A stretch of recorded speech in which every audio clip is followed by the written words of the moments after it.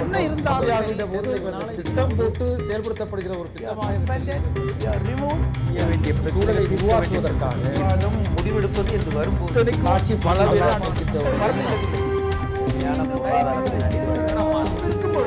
எதிர்த்து பேசிட்டு வணக்கம். நேர்பட பேசு நிகழ்ச்சிக்கு உங்களை அன்போடு வரவேற்கிறோம். திமுகவின் முன்னாள் மத்திய அமைச்சர் ராசா மீதான புதிய வழக்கு தொடர்பாக இன்றைக்கு விவாதிக்க இருக்கிறோம். நம்மோடு அரங்கில் வழக்கறிஞர்கள் திரு ராமலிங்கம், அதிமுகவின் திரு காசிநாத பாரதி, திமுகவின் திரு சிவ ஜெயராஜ், மூத்த பத்திரிகையாளரும் விமர்சகருமான திரு மணி ஆகியோர் நம்ம அரங்கில் இருக்கிறார்கள். வணக்கம். மணி, உங்களிடமிருந்து தொடங்குகிறேன். வருமானத்துக்கு அதிகமாக சொத்து சேர்த்த வழக்கு ஒன்று அவர் மேலே போட்டிருக்கு. சிபிஐ ரெய்ட் பண்ணியிருக்காங்க. இதுவரையிலும் இல்லாத அளவுக்கான பெரிய ரெய்டு அது. நாங்கள் நிறைய ஆவணங்களை கைப்பற்றி இருக்கிறோம்னு சிபிஐ தரப்பில் செய்தி குறிப்பு சொல்கிறாங்க. இதில் இதுவரையிலும் ராசா சொல்லி கொண்டிருந்த விளக்கம் என்பது, என்னுடைய உறவினர்கள், என்னுடைய சகோதரர்கள், நண்பர்கள் எல்லோருடைய வீட்டுக்கும் எல்லா பிரிவினரும் அந்த மெயின் கேஸ் தொடர்பாக ஆவணங்களை சோதித்தார்கள். அப்போது எதையும் அவங்க எடுத்து செல்லவில்லை, இந்த புகார் சொல்லலை அப்படின்னு இதுவரையிலும் ஒரு சவால் விட்டு கொண்டிருந்தார். இப்போது சிபிஐ வேறு ஒரு வடிவத்தில் 27 கோடி ரூபாய் இவருடைய நண்பர்கள், உறவினர்கள் இவங்களாம் சேர்ந்து வருமானத்துக்கு அதிகமாக சொத்து சேர்த்ததாக ஒரு வழக்கு வருது. இதில் உள்நோக்கம் கொண்டது, தேர்தல் நேரத்தில் அரசியல் நோக்கத்துக்காக பண்ணுறாங்க அப்படின்னு சொல்கிறாங்க. சிபிஐயுடைய நடவடிக்கைக்கு உள்நோக்கம் கற்பிக்க முடியுமா? நிச்சயமாக கற்பிக்கலாம். சிபிஐ ஒன்றும் வானத்திலிருந்து குதித்தவர்கள் அல்ல என்று நம்முடைய முதலமைச்சர் முன்பு ஒரு முறை சட்டமன்றத்தில் சொன்னார். அது 100க்கு 100 சரி. ஏனெனில் யார் ஆட்சியில் இருக்கிறார்களோ அவர்களுக்கு தாளம் தட்டுவதுதான் சிபிஐயின் வேலை. இது கொட்ரோக்கி வழக்கிலிருந்து இன்று வரையில் அதுதான் உண்மை, யார் ஆட்சியில் இருந்தாலும். இல்லை, இந்த இடத்துல என்னென்னா 11 ஆண்டு காலத்துக்கு அவர் அமைச்சராக இருந்திருக்கிறார். அதில் வழக்கு தொடர்றாங்க. யார் ஆட்சியில் இருந்தாலும் அப்படின்னு நீங்கள் சொல்கிற ஒரு குறிப்பு தான் முக்கியமானது. இதில் மன்மோகன் சிங் ஆட்சி காலத்திலும் அவர் மந்திரியாக இருந்திருக்கிறார், வாஜ்பாய் காலத்தில் இருந்திருக்கிறார். அந்த காலகட்டத்திலும் கூட அவர் சொத்து சேர்த்தார் அப்படின்ற புகாரில் இந்த 11 ஆண்டு காலத்தில் அதுவும் அடங்குது. அப்போ வாஜ்பாய் ஆட்சி காலத்திலும் தவறு நடந்திருக்குன்னு சிபிஐ சொல்லும், இன்றைய ஆட்சியாளர்களுடைய விருப்பத்துக்கு மாறாக சொல்லும் அப்படின்னு நீங்கள் எப்படி சொல்கிறீங்க? இல்லை, அது சைட் லைட்டு தான். மெயின் இஷ்யூ என்னன்னு கேட்டிங்கன்னா, இந்த வழக்கு என்பது 2010ஆம் ஆண்டு டிசம்பர் 1ஆம் தேதியும் 8ஆம் தேதியும் ஐடென்டிக்கலாக 2 புதன்கிழமைகளில் ராஜா மற்றும் அவருக்கு நெருக்கமானவர் வீட்டில் சிபிஐ தொடர்ச்சியாக ரைடு பண்ணாங்க 2G வழக்கப்ப. அதற்கு அடுத்து பிப்ரவரி 2ஆம் தேதி 2011 ராஜா கைது செய்யப்பட்டார். கிட்டத்தட்ட 1.25 வருஷம் பொறுத்து ஒரு வெளியில் வந்தார். கிட்டத்தட்ட 5 வருடங்கள் பொறுத்து 2G வழக்கு முக்கியமான ஒரு வழக்கு. அந்த வழக்கில் ராஜா வருமானத்துக்கு அதிகமாக சொத்து சேர்த்தார் என்று எந்த இடத்திலும் சிபிஐ சொல்லவில்லை. இன்னும் சொல்ல போனால் ஓபி சைனி நீதிமன்றத்தில், சிறப்பு நீதிமன்றத்தில் ஒரு சிபிஐ அதிகாரி அவர் மீது டிஏ கேஸ் இல்லை என்று சொல்கிறார். இதைவிட முக்கியமாக நான் பார்ப்பது என்னவென்றால், சிபிஐ வழக்கு என்பது கிட்டத்தட்ட கடந்த 5 ஆண்டுகளாக உச்சநீதிமன்றத்தின் மேற்பார்வையில் நடந்து வரக்கூடிய வழக்கு. வழக்கறிஞர்களுக்கு தெரியும், there is a continuous mandamus. அப்படிப்பட்ட ஒரு வழக்கில் திடீரென்று அதில் பிரதான குற்றவாளியாக சொல்லப்படக்கூடிய ஒருவர் மீது இன்றைக்கு திடீரென்று அதுவும் செக் பீரியட் 11 வருஷம் என்பது இது போன்ற டிஏ வழக்குகளை சமாளிக்கக்கூடிய, அதை எதிர்கொள்ளக்கூடிய அதிகாரிகளுக்கும் கையாளக்கூடிய வழக்கறிஞர்களுக்கும் நன்றாக தெரியும். 11 வருஷம்ன்றது ரொம்ப லாங் பீரியட். 16 அக்யூஸ்டு சேர்த்திருக்காங்க. அந்த 16 அக்யூஸ்டுக்கும் சேர்த்து நீங்க 11 வருடங்களுக்கான ஐடி ரிட்டர்ன்ஸ் எடுக்கணும். 166 ஐடி ரிட்டர்ன்ஸ். இதெல்லாம் கேலிக்கூத்தின் உச்சமாக இருக்கிறது. இந்த வழக்கை பொறுத்தவரையில் இது அரசியல் உள்நோக்கத்தோடு போடப்பட்டிருக்கிறது என்ற குற்றச்சாட்டில் போதிய முகாந்திரம் இருப்பதாகத்தான் நான் நினைக்கிறேன். இதில் அரசியல் உள்நோக்கம் இருக்கிறது அப்படின்ற காரணத்தை இவரும் சொல்றார், திமுகவோட தலைவரும் கூட அரசியல் காரணங்களுக்காக போட்டிருக்கிறாங்கன்றாங்க. இதில் என்ன முக்கியமான கேள்வி வருதுன்னு சொன்னால், சிபிஐ மத்திய அரசின் கைப்பாவையாக இயங்குறதுன்னு சொல்லி எதிர்க்கட்சிகள் குற்றம் சாட்டுவது வழக்கமாக இருக்கிறது. அது முலாயம் சிங் ஆனாலும், லாலு பிரசாத்னாலும், மம்தானாலும், மாயாவதினாலும் தொடர்ந்து இந்த குற்றச்சாட்டை சொல்லிட்டு இருக்காங்க. கடந்த காலத்தில் பிஜேபியை காங்கிரஸை பார்த்து அரசியலுக்காக சிபிஐயை பயன்படுத்துகிறாங்கன்னு பிஜேபி சொல்லியிருக்கு. இந்த சூழலில் அரசியல் காரணங்களுக்காக பயன்படுத்துகிறாங்க அப்படின்னு சொன்னால், பிஜேபிக்கு திமுக என்ன எதிர்க்கட்சியா? பிஜேபிக்கு காங்கிரஸ் தான் எதிர்க்கட்சி. திமுக மீது பழி சுமத்துறதுக்கு பிஜேபிக்கு என்ன அவசியம் வருது? அப்படி நீங்கள் வெறும் எதிர்க்கட்சி இல்லை என்று சொல்லிவிட முடியாது. இன்னும் 7-8 மாதங்களில் தமிழகத்தில் சட்டமன்ற தேர்தல் வர இருக்கின்றன. இங்க இருக்கக்கூடிய ஒரு கட்சியை பலவீனப்படுத்துவதனால் பிஜேபிக்கு லாபம் இருக்கலாம் என்று அவர்கள் நினைத்தால் அதில் ஆச்சரியம் ஒன்றும் கிடையாது. நான் சொல்ல வருவது என்னவென்றால், இப்ப இருக்கக்கூடிய சூழலில் இந்த வழக்கு போடப்பட்டிருக்கக்கூடிய நேரமும், அது போடப்பட்டிருக்க விதமும், அந்த செக் பீரியடும், அதில் அக்யூஸ்டா அரைன் பண்ணிருக்கக்கூடிய அத்தனை பேரையும் பார்த்தீங்கன்னா இது நிச்சயமாக ஒரு ப்ரொஃபஷனல் ஏஜென்சி சிபிஐ செய்யக்கூடிய காரியமாக இது இல்லை. இது ஒரு அன்ப்ரொஃபஷனல் வேலையாக இருக்கிறது. இதை ஒரு அரசியல் நிர்பந்தத்தின் காரணமாகத்தான் அவர்கள் செய்திருப்பதற்கான வாய்ப்புகள் அதிகம் என்று நான் ஒரு பார்வையாளனாக இதை பார்க்கிறேன். இதை சொல்லுவதனால் 2G வழக்கில் இருக்கக்கூடிய முகாந்திரங்கள் குறித்தோ அதில் ராஜா குற்றவாளி அல்லது குற்றவாளி அல்ல என்று நான் சொல்லவில்லை. இந்த DA கேஸை பொறுத்தவரையில் இதில் அரசியல் உள்நோக்கம் இருப்பதற்கான வாய்ப்புகள் அதிகம் இருப்பதற்கான எல்லா விதமான தோற்றங்களும் தென்படுகின்றன. பாரதி, இதுல அரசியல் உள்நோக்கம், கேலி கூத்து, அரசியல் ஆதாயத்துக்காக சில வேலைகள் நடக்கின்றன அப்படின்ற சொற்களை மணி சொல்றார். அப்படி இருக்குன்னு நீங்க நம்புறீங்களா? அதுக்கு உங்களுடைய பதில் என்ன? அதற்கான அவருடைய பத்திரிகையாளராக அவருடைய கருத்தை அவருடைய கடமையை செஞ்சிருக்கிறாரு. அதாவது வந்து தமிழகத்தில் முதலாக என்கவுண்டர் வழக்கில் கொல்லப்பட்டவர் ராஜாராமன் என்பவர். 21 ஆண்டுகளுக்கு பிறகு அவருடைய ஐடென்டிஃபிகேஷன் தெரிஞ்சு அவரை சுட்டு கொண்டாங்க. அதனால 21 ஆண்டுகள் கடந்து விட்டதுனால அவர் செய்த குற்றம் மறைஞ்சு போயிடுமா அப்படின்னு கேட்டிங்கன்னா கிடையாது. நான் 10 ஆண்டுகளாக திருடிக்கிட்டு இருந்தேன், என்ன அப்போயெல்லாம் பிடிக்காம இப்போ வந்து நேற்று பிடிச்சிருக்கீங்களே, 5000 ரூபா திருடினப்ப விட்டுட்டீங்க, 50 ரூபா திருடுறப்ப பிடிக்கிறீங்கன்னு சொல்கிறதெல்லாம் வந்து இயற்கை நீதிக்கு முரணானது. என்னைக்கு அவங்கள்ட்ட எவிடன்ஸ் வருதோ, எப்போ அவங்களுக்கு வந்து பிரிமா பேசி கிடைக்குதோ அன்னைக்கு வந்து பண்ணியிருக்கலாம். இன்னைக்கு பார்த்தீங்கன்னா 47 சிபிஐ அதிகாரிகள் வந்திருக்கிறாங்க. இல்ல, இயற்கை நியதின்னு சொல்றதுனால இதுல மிக முக்கியமான இந்திய அரசியல் வரலாறுல மிக அதிகமாக பேசப்பட்ட வழக்குகள் அண்மை காலத்துலன்னு சொன்னா சிபிஐ தொடர்ந்த 2G வழக்கு. அதோட மெயின் கேஸ் நடந்துட்டு இருக்கு. வாத பிரதிவாதங்கள் நிறைவடைகிற சூழல்ல இருக்கு. இன்னும் சில மாதங்கள்ல தீர்ப்பு ஒரு இறுதி கட்டத்துல இருக்கு. இப்ப அவர் எப்பவுமே நீங்க ஒரு ஆட்சி முடிந்து இன்னொரு ஆட்சி வருகிற போது வழக்கமாக சொத்து குவிப்பு வழக்குகள் தொடர்றதுன்றது தமிழ்நாட்டில் நம்ம வாடிக்கையா பார்க்கிறோம். அதிமுக ஆட்சி போய் திமுக வந்தால் அதிமுக தலைவர்கள் மேல வழக்கு, இவங்க வந்தால் அவங்க மேலே வழக்குன்னு பார்க்குறோம். இப்போ அவர் பதவி விட்டு இறங்கி பல ஆண்டுகள் ஆகிறது. புதிய ஆட்சி மலர்ந்தும் ஓராண்டுக்கு மேலே ஆயிடுச்சு. இப்போ வந்து 5 ஆண்டுகளுக்கு முன்னால் நடந்த வழக்கு 11 ஆண்டு காலத்துக்கான வழக்குன்னு போடுறதுல உள்நோக்கம் இல்லைன்னு எப்படி சொல்ல முடியல? அதாவது மாற்றுக் கட்சி வந்து வழக்கு போடுறதுங்கிறது ஒரு கருத்து. இவங்களுடைய ஐக்கிய முற்போக்கு கூட்டணி அரசு இருந்தபோது தான் ஆராசா மீது வழக்கு பதிவு செய்யப்பட்டது, அதுவும் உச்சநீதிமன்றத்தினுடைய மேற்பார்வையின்படி. இப்போ வந்து ஒரு தவறு செய்கிறவர்கள் அந்த பணத்தை எல்லாம் அந்த காலகட்டத்தில் அவங்களுடைய வீட்டிலையும் நண்பர்கள் வீட்லையும் வச்சிருந்திருப்பாங்களான்னு ஒரு சந்தேகம் இருக்கும். இப்போ 10 ஆண்டுகள் ஆயிடுச்சு, 5 ஆண்டுகள் ஆயிடுச்சு. இதற்கு பிறகு அவங்க ரிலீஸ் பண்ணலாம் அந்த பணத்தை. இன்னைக்கு பார்த்தீங்கன்னா அவருடைய இல்லை அந்த காலகட்டத்தில் பிடிக்க இப்போ நீங்கள் அப்படிதான் இருக்க முடியும். யார் திருநவன் கொண்டு போய் வீட்டில் வச்சுட்டு போவான்? எங்கேயோ தெரியாத இடத்துல வச்சிருப்பான். 1 வருஷம் கழிச்சு எடுப்பான், 2 வருஷம் கழிச்சு எடுப்பான், 5 வருஷம் கழிச்சு எடுப்பான். அதுக்காக வந்து நீங்க 1 வருஷம் பிடிக்க அந்த வழக்கோட சேர்க்கலையே. இப்ப அந்த வழக்கோட தானே சேர்க்கணும். நீங்க இந்த பணம் இது தொடர்பாக 2G தான் பெருசா பேசப்பட்டது. அப்ப இந்த ஒரு வருமானத்துக்கு அதிகமான சொத்து இந்த இடத்துல இருக்கு, இவங்களுடைய சொத்து இருக்கு, இதை நான் கண்டுபிடிச்சிருக்கோன்னு சொன்னா அடிஷனல் சார்ஜ் ஷீட் போடலாம், அந்த வழக்குகளை போய் சொல்லலாம். தவிர தனியாக இதுல ஏன் போடுறாங்க? ட்ரையல் போயிட்டு இருக்குல்ல, என்னமோ பண்ண முடியாது, நெருங்கிடுச்சு, ஆல்மோஸ்ட் வந்து ஆர்குமெண்ட் ஸ்டேஜுக்கு வந்துருச்சு. அதனால பண்ண முடியாது. அடுத்து இன்னொரு கருத்தை பதிவிக்க விரும்புறேன். 46 அதிகாரிகள் வந்திருக்கிறாங்க. அவங்க வந்து சாதிக் பாட்சாவனுடைய வீட்டில் அவங்களுடைய வீட்டுக்கே சென்று ரெய்டு நடத்தியிருக்கிறாங்க. அந்த தனி அறையினுடைய சாவியை கேட்டிருக்காங்க, கொடுக்க முடியாது, அவங்க இல்லைங்கிற மாதிரி தொலைஞ்சு போயிடுச்சுன்னு சொன்னதும் அதிகாரிகளை கொண்டு வந்து திறந்துருக்கிறாங்க. கிட்டத்தட்ட 500க்கும் மேற்பட்ட ஃபைல்களை எடுத்திருக்கிறாங்க. அவர் அது மாதிரி வந்து பாடலீஸ்வரம் இதில் உள்ள 750 ஏக்கர் சொத்துக்கான இதை எடுத்திருக்கிறாங்க. அடுத்து அவருடைய பிரதர் கலியபெருமாள் அவர்களுடைய ஆராசாவனுடைய பிரதர் கலியபெருமாள் அவர்களுடைய சிவகாமம் ஏஜென்சிஸ்லேருந்து பல்வேறு சிபிஐயோ டிவிஎஸ்சியோ இந்த மாதிரி இன்கிரிமினேட்டிங் எவிடன்சஸ் கிடைச்சது, கிளின்ச்சிங் எவிடன்ஸ் கிடைச்சது, முக்கியமான டைரி கிடைச்சது, ஆவணங்கள் கிடைச்சது அப்படின்றது வந்து வழக்கமா எந்த ரைட் நடந்தாலும் கொடுக்கறது தான். இப்போ ஜெயலலிதா அவர்கள் வீட்டில் வந்து ரைட் நடந்து டிவிஎஸ்சி போய் பண்ணிட்டு வந்த நாட்களில் அவங்களும் ஒரு பெரிய பட்டியலை கொடுத்தாங்க. அந்த பட்டியெல்லாம் நீதிமன்றத்தில் சொல்லி நீதிமன்றம் ஏற்கணும். நீதிமன்றம் ஏற்றால்தான் அது வந்து தவறு நடந்ததா இல்லையான்ற ஒன்று. இதை மட்டுமே வைத்துக்கொண்டு சிபிஐ சொல்ற ஒன்றையோ அல்லது டிவிஎஸ்சி சொல்ற ஒன்றையோ அதுதான் இறுதி நம்ம சொல்லிட முடியுமா? இல்லை, இன்றைக்கு வழக்கு பதிவு செஞ்சிருக்காங்கிறதா சொல்றேன். நான் ஒன்றும் ராஜா குற்றவாளியாங்கிறத அதுக்கு நீதிமன்றம் தான் முடிவு பண்ணணும், நான் சொல்ல முடியாது. ஆனால் வழக்கு பதிவு செய்யறதுக்கான பிரிமா பேசி இன்னைக்கு இருந்திருக்கு. அதனால தான் பண்றாங்களே தவிர சொத்துக்களுக்கான அவ்வளவு 27 கோடிக்கான சொத்துக்கான டாக்குமெண்ட்ஸை எடுத்திருக்கிறாங்க. எடுக்காம வந்து ஒரு 1 கோடிக்கு டாக்குமெண்ட் எடுத்துட்டு ஒரு 50 கோடிக்கு போட முடியுமானா போட முடியாது. அதுக்கான பிரிமா பேசியை காட்டினா தான் எஃப்ஐஆர் போட முடியும். எஃப்ஐஆர் போட்டாங்கன்னா வித்தின் 24 ஹவர்ஸுக்குள்ள அந்த நீதிமன்றத்துக்கு, அதுவும் இதில் வந்து சிறப்பு நீதிமன்றத்துக்கு அனுப்பி ஆகணும். அதனால வந்து அவங்க பிரிமா பேசியை ரிஜெக்ட் பண்ணிடுவாங்க. அதனால அந்த மாதிரிலாம் பொய்யான வழக்கு போட வேண்டியதில்லை. அடுத்து நீங்கள் கேட்ட கொஸ்டின் மாதிரியே இங்கே வந்து தமிழகத்தில் பாரதிய ஜனதா கட்சிக்கு வந்து திமுக போட்டி கிடையாது. அதனால திமுக அவங்க காங்கிரஸ் மேல வழக்கு தொடுத்தாங்கன்னா அது வந்து அரசியல் ரீதியான உள்நோக்கம் கொண்ட வழக்காக நம்ம கருத முடியும். ஆனா இதுல வந்து எந்த விதமான இதுவும் தேவையே கிடையாது. அவங்க திமுகவினுடைய எதிர்க்கட்சியும் கிடையாது. அதனால வந்து அந்த மாதிரி உள்நோக்கத்தை கற்பிக்கிறதுங்கிறது தவறானதுங்கிறது தான் என்னுடைய கருத்து. திமுக எதிர்க்கட்சி இல்லை அப்படின்ற நிலையில பிஜேபிக்கும் திமுகவுக்குமான முரண்பாடு இல்லைன்ற நிலையில நீங்க பிஜேபியை குற்றம் சாட்டுறது தவறுன்ற பார்வையாக முன்வைக்கிறார்.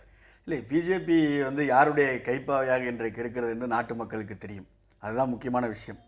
கோல் கேஸில் நிலக்கரி வழக்கில் உச்சநீதிமன்றத்தினுடைய நீதிமன்றம் டிவிஷன் பெஞ்ச் பேட்ராய்ட், அதாவது கிளிகள் போல சொன்னதை சொல்லு, மாஸ்டர்ஸ் சொல்வதை செய்கின்ற வேலையைத்தான் சிபிஐ செய்யுமா என்று உச்சநீதிமன்றம் கேட்டது. இந்த சாமானியன் சொல்லலை, உச்சநீதிமன்றத்தினுடைய நீதிபதிகள் கேட்டார்கள். ஆகவே இதற்கு பின்னணியில் யார் இருக்கிறார்கள் இப்பொழுது, அதுதான் கொஸ்டின். இதுதான் கொஸ்டின் ஆஃப் லா. இன்னும் கூட கேட்டால் இதை தெளிவாக நாங்கள் எப்படி சொல்றோம்னா, அருண்ஜேட்லி ஜெயலலிதா அம்மையாரை பார்த்தார், உடனடியாக தயாநிதி மாறன் மீது வழக்கு போடப்பட்டது.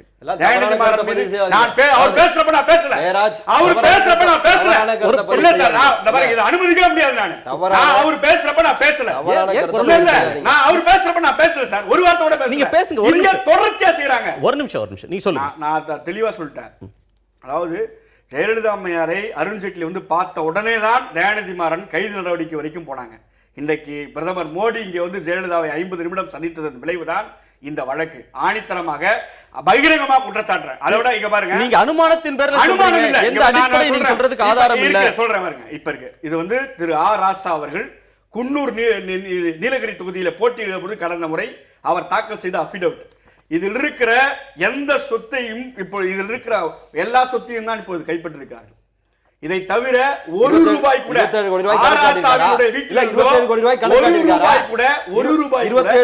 வருமானம்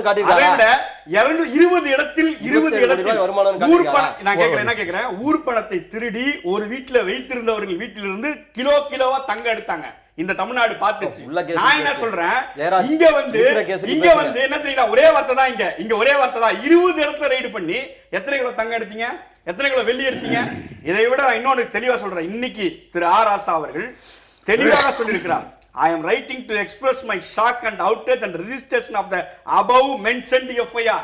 அந்த FIRல ராசா அவர்களுடைய மனைவி, ராசா அவர்களுடைய அண்ணன், அவருடைய மொத்த குடும்பத்தையும் எஃப்ஐஆர்ல கொண்டு வந்திருக்கீங்க. நான் கேட்பது, இதற்கு 11 ஆண்டு காலமானது. இதை கண்டுபிடிப்பதற்கு 11 ஆண்டு காலமானது. இதை சாதிக் பாட்ஷா அவர்கள் இங்க பாருங்க. இன்னொன்னு ரெண்டு கேள்வி இருக்கு. நீங்க சொல்ற இன்னொரு சொத்து குவிப்பு வழக்கு பத்தி சொல்றீங்களே, ஜெயலலிதா அவர்களும் சசிகலா அவர்களும் பங்குதாரர்களாக இருந்தார்கள். அவங்க ஒரு தொழில் நடத்துறாங்க, அந்த அதுல கிடைத்த பணம் அப்படின்னு சொல்லி வருமானத்துக்கு அதிகமான சொத்துன்னு சொல்லி நீங்க சொல்றீங்க. அதே மாதிரியான விஷயத்துல ராசாவுடைய துணைவியார் இதுல இருந்தாங்க. நான் சொல்றேன் இன்னொரு, இப்ப ராசாவின் ஜெயலலிதாவும் சசிகலாவும் இளவரசியும் ஒரு கம்பெனியில பங்குதாரரா இருக்காங்க. அரசாங்க நிலத்தை வாங்குறாங்க, டான்சி நிலத்தை. ராஜா ஏதாவது அரசு நிலத்தை வாங்கிருக்காங்களா? கிரீன் ஹவுஸ் ப்ரமோட்டர்ஸ் பாருங்க, கிரீன் ஹவுஸ் ப்ரமோட்டர்ஸ் இங்க பாருங்க, கிரீன் ஹவுஸ் ப்ரமோட்டர்ஸ்னு ஒரு நிறுவனம். அந்த கிரீன் ஹவுஸ் ப்ரமோட்டர்ஸ் நிறுவனத்தை இவர் சொல்றாரு. எதுக்கு?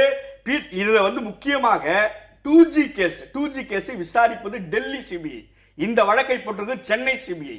டெல்லி சிபிஐனுடைய investigation officer, 2G investigation officer Raja அவர்கள் 1 ரூபாய் கூட வருமானத்திற்கு அதிகமாக சம்பாதிக்கவில்லை என்று நீதிமன்றத்திலே வாக்குமூலம் அளித்திருக்கிறார். இப்ப இன்வெஸ்டிகேஷன் ஆபீசர் பிரியதர்ஷன், நான் சொல்றேன் இங்க பாருங்க, நீங்க இருங்க, நீங்க क्वेश्चन பண்ணீங்க.